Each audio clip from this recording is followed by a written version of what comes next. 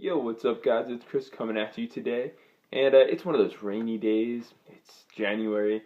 One of those days I just want something hot to kind of fill me up from bottom to top.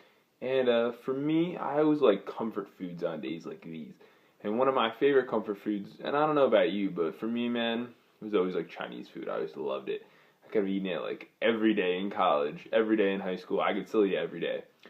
But if you're trying to keep it on the healthy side, you're trying to get yourself looking good, Chinese food's probably not one of those things you want to eat every day.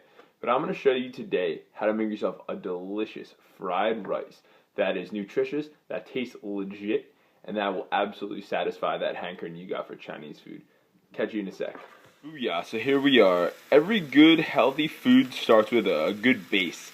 And right here we've got in about 2 tablespoons of olive oil, 2 different kinds of onion. We have a half a white onion and a half a Vidalia onion. Those bad boys were diced up, decent size.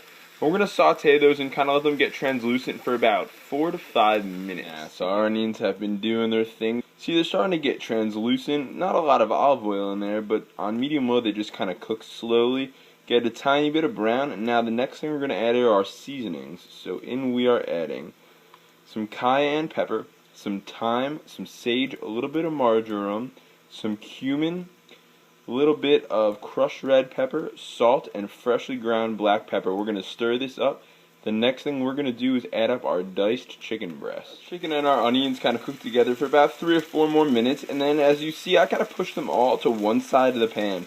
Because in the empty spot, I am now going to add 1 scrambled egg, or 1 egg that I beat.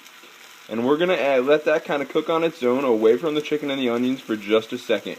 We're going to season that with some freshly ground black pepper and a little bit of salt as well. Then we're going to mix that scrambled egg in with our onions and our chicken, and then the last thing we're going to have to do is add a few veggies, add our rice, kind of let it all get hot and tasty, and boom, we are going to be in action. We got some Back to the Future going on here, so what I did was I added my rice. I cooked 1 serving, it was a half a cup of brown rice. I had it waiting for me on the side.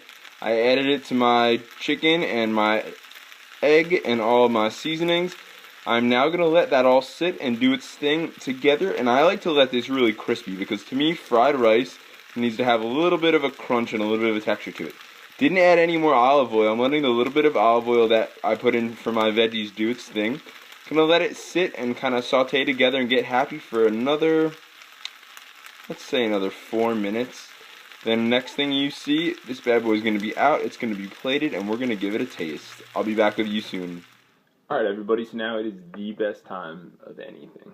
So this is the time to give it a try. So you see right here I got my fried rice in front of us. I put a little bit of caraway seed on top, a little bit more thyme, a little bit more sage, tiny bit of oregano to give it a little bit of a depth of flavor. Now we've been letting it cool.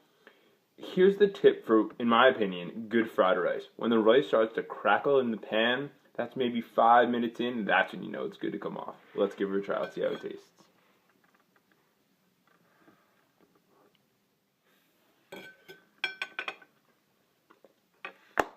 Wow.